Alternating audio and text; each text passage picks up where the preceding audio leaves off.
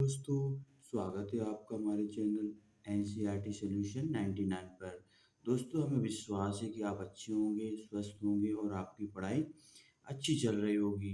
बच्चों, आज हम जो है कक्षा 10वीं कक्षा 9th की साइंस विषय के अंतर्गत कुछ पेपरों को हल करेंगे जो आपकी अर्धवार्षिक और वार्षिक परीक्षा के लिए बहुत ही उपयोगी साबित होंगे। तो बच्चों, स्टार्ट करते हैं आज कक्षा 9वीं का विज्ञान विषय का पेपर। तो बच्चों, पेपर जो आपका है ये विज्ञान का पेपर है। तो बच्चों, स्टार्ट करते हैं क्वेश्चन क्रमांक 1 से। तो बच्चों, पहला क्वेश्चन देखते हैं क्या कहता है।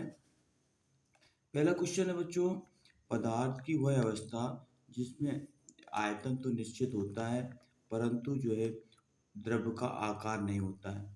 तो बच्चों, आपको पता है पदार्थ की जो 3 अवस्थाएं होती हैं बच्चों, ठोस, द्रव और गैस। तो बच्चों, जो ठोस अवस्था होती है उसमें आयतन और आकार दोनों निश्चित होता है, जबकि गैस अवस्था है बच्चों, ना तो आयतन निश्चित होता है और ना ही आकार निश्चित होता है। तो जबकि बच्चों इस क्वेश्चन में कहा गया है पदार्थ की वह अवस्था जिसमें ना तो आयतन निश्चित होता है ना और ना आकार। तो बच्चों, वो अवस्था कहलाती है आपकी द्रव। द्रव में बच्चों आयतन तो निश्चित होता है परंतु आकार निश्चित नहीं होता, क्योंकि बच्चों जिस बर्तन में रखते हैं द्रव को उसी का आकार ले लेती है। तो इसका बच्चों राइट आंसर है द्रव। प्रश्न दूसरा क्वेश्चन, न्यूनतम विसरण का गुण पाया जाता है।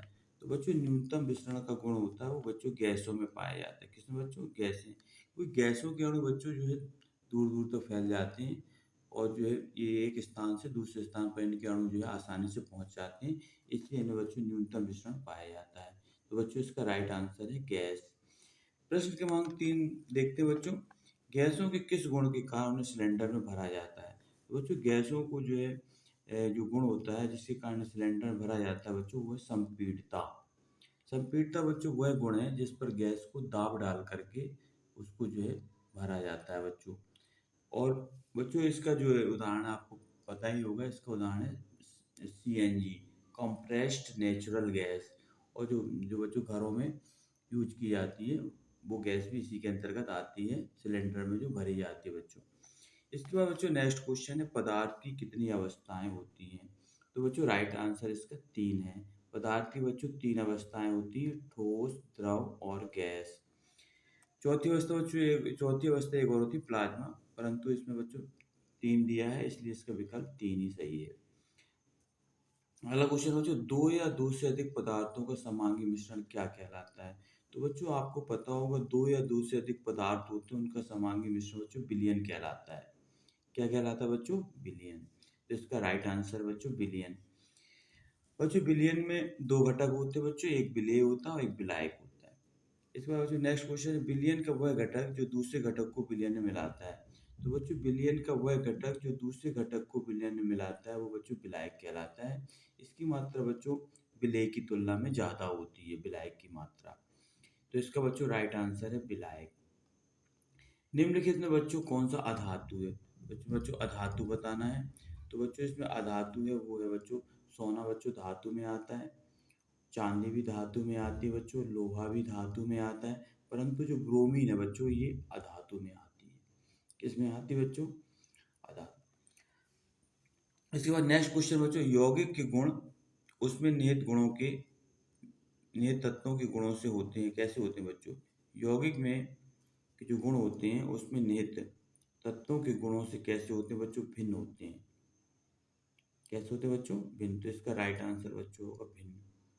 इसके बाद बच्चों प्रश्न क्रमांक दूसरा देखते हैं बच्चों। प्रश्न क्रमांक दूसरे में पहला क्वेश्चन बच्चों इसमें क्या दिया है? इसमें दिया है रिक्त स्थान भरना बच्चों। क्या भरना बच्चों? रिक्त स्थान। रिक्त स्थान बच्चों पहला क्वेश्चन है, कोशिका का मस्तिष्क किसे कहा जाता है बच्चों? तो कोशिका का मस्तिष्क जो बच्चों कहा जाता है वो कहा जाता है केंद्रक को। किसे कहा जाता है बच्चों? केंद्रक को। तो कोशिका का मस्तिष्क बच्चों केंद्रक को कहा जाता है। बच्चों एक कोश की जीव का उदाहरण बताना है। तो एक कोश की जीव में बच्चों अमीबा भी आता है और पैरामीशियम भी आता है। इसका बच्चों है पौधे की पत्तियों में पाए जाने वाला हरे रंग का वर्ण का नाम बताना बच्चों। तो पौधों की पत्तियों में पाए जाने वाला जो हरे रंग का वर्णक है बच्चों उसे क्लोरोफिल कहा जाता है या हरित हिंदी में हरित लवक कहा जाता है। पौधों की पत्तियों में पाए जाने वाले छिद्र जिसमें गैसों का आदान प्रदान होता है वो क्या कहलाते हैं बच्चों? तो पौधों की पत्तियों में जो पाए जाने वाले छिद्र हैं जिनसे गैसों का आदान प्रदान होता है उसे बच्चों स्टोमेटा कहा जाता है। क्या कहते हैं? स्टोमेटा या रंध्र कहा जाता है। इसमें अगला क्वेश्चन, वे ऊतक जो निरंतर विभाजित होते रहते हैं उन्हें क्या कहते हैं बच्चों? उन्हें पादप ऊतक कहा जाता है। क्या कहा जाता है बच्चों? पादप ऊतक। नेक्स्ट क्वेश्चन बच्चों, लाल रुधिर कणिकाओं का जीवन काल कितने दिनों का होता है? तो बच्चों लाल रुधिर कणिकाओं का जीवन काल 120 दिन का होता है बच्चों। कितने दिन का? 120 दिन का। अगला बच्चों, प्रकाश संश्लेषण क्रिया में कौन सी गैस निकलती है? तो बच्चों प्रकाश संश्लेषण क्रिया में जो हरे पौधे होते हैं वो सूर्य की प्रकाश की उपस्थिति में कार्बन डाइऑक्साइड और जल और क्लोरोफिल की उपस्थिति में अपना भोजन बनाते हैं बच्चों। ग्लूकोज, इसका सूत्र होता है C6H12O6 और प्लस बच्चों O2 बनती है, ये ऑक्सीजन जी मुक्त होती है बच्चों। तो इसमें जो उत्पाद होता है बच्चों वो गैस निकलती है वो O2 होती है। अगला बच्चों, एक वाक्य में उत्तर देना बच्चों, जल का क्वथनांक कितना होता है? तो बच्चों आपको पता है कि जल जो है 100 डिग्री सेल्सियस पर खौलता है, इसलिए इसका क्वथनांक 100 डिग्री सेल्सियस होता है बच्चों जल का क्वथनांक। वह विलयन जिसमें विलेय मात्रा पदार्थ की मात्रा संतृप्त स्तर से कम हो वह क्या कहलाता है? तो बच्चों जिसमें विलेय पदार्थ की मात्रा संतृप्त स्तर से कम होती है उसे असंतृप्त विलयन कहा जाता है बच्चों। कौन सा विलयन? असंतृप्त विलयन। एटीपी का पूरा नाम लिखना बच्चों। एटीपी का नाम होता है एडेनोसिन ट्राइफॉस्फेट। Adenosine triphosphate. दैनिक जीवन विसरण का एक उदाहरण लिखना बच्चों। तो दैनिक जीवन में विसरण का उदाहरण है बच्चों परफ्यूम। परफ्यूम बच्चों इसका उदाहरण है जिससे अपन इत्र काय कहते हैं बच्चों। ये भी जहाँ भी जिसके बच्चों इत्र का यूज किया जाता है उस कमरे में पूरे में सुगंध हो जाती है बच्चों। इसके बाद नेक्स्ट क्वेश्चन है बच्चों, मरीस्त्री पौधों में किस प्रकार के रंध्र पाए जाते हैं? तो बच्चों मरीस्त्री पौधों में धसे हुए रंध्र पाए जाते हैं। बच्चों की पत्तियां होती हैं वो कांटों में बदल जाती हैं। इसके बाद अगला है बच्चों बल का मात्रक। बल का मात्रक बच्चों न्यूटन होता है। क्या होता है? न्यूटन। अगला है किसी वस्तु की अवस्था, स्थिति, गति, आकार या आकृति में परिवर्तन करने के लिए किए गए प्रयास को क्या? तो बच्चों किसी वस्तु की अवस्था, स्थिति, आकार या आकृति में परिवर्तन करने के जो प्रयास किया जाता है उसको बच्चों बल कहते हैं। क्योंकि बल लगाकर किसी वस्तु को एक स्थान से दूसरे स्थान तक विस्थापित किया जा सकता है जिससे वस्तु का आकार और आकृति दोनों ही परिवर्तित हो जाती है। अगला क्वेश्चन बच्चों सही जोड़ी बनाना है इसमें। तो बच्चों बेग, बेग का बच्चों सूत्र होता है, बेग का पता है बच्चों, बेग बराबर होता है विस्थापन बटे समय। क्या होता है बच्चों? विस्थापन बटे समय। और दूरी बटे समय बच्चों सूत्र होता है चाल का। इकाई समय में चली गई दूरी बच्चों चाल कहलाती है।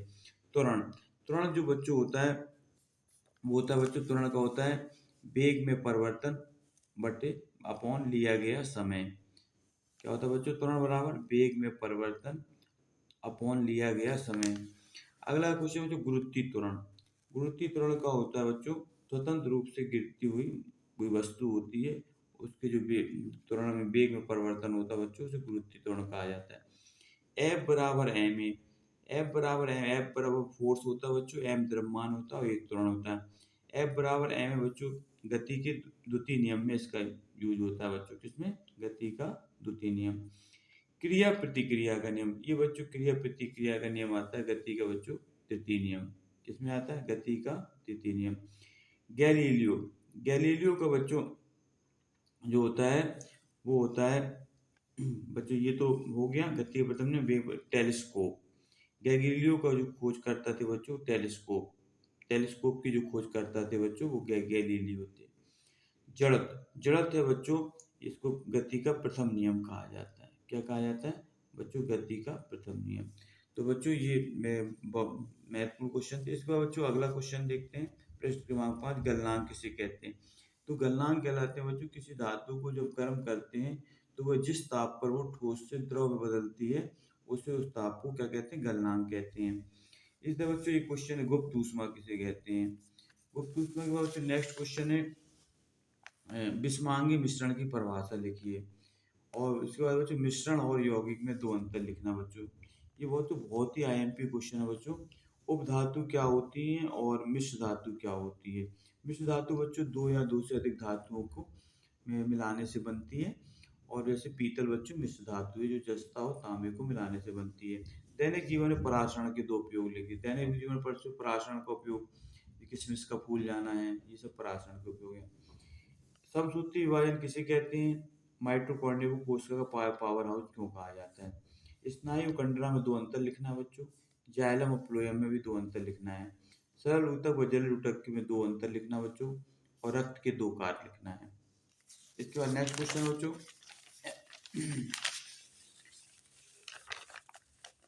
चाल और वेग में दो अंतर लिखना बच्चों। चाल इकाई समय में चली गई दूरी वस्तु चाल कहलाती है, और विस्थापन की दर को बच्चों वेग कहा जाता है। बच्चों प्लेलिस्ट में इसमें अंतर डला है, आप देख सकते हैं। एक समान गति किसे कहते हैं? दूरी और विस्थापन अंतर बच्चों ये भी प्लेलिस्ट में डला हुआ है, आप इससे देख सकते हैं। संतुलित बल किसे कहते हैं बच्चों? प्रतिक्रिया बल किसे कहते हैं? तेज तेज चलती हुई किसी वस्तु को धीमा किस प्रकार किया जा सकता है? अथवा एक ही सतह पर रखी हुई दो अलग अलग वस्तुओं को चलाने के लिए किस किस बलों की आवश्यकता होती है? अगला क्वेश्चन है, जो कप के पीछे प्लेट में हम गर्म दूध या चाय जल्दी क्यों पी लेते हैं? एक बार नेक्स्ट क्वेश्चन हो, जो निम्नलिखित ताप को सेल्सियस ताप में बदल देगा। बच्चों सेल्सियस ताप में बदलना केल्विन में दिया है, तो बच्चों इसमें -273 घटा देंगे। कितना घटाएंगे बच्चों? -273 घटाएंगे इसमें।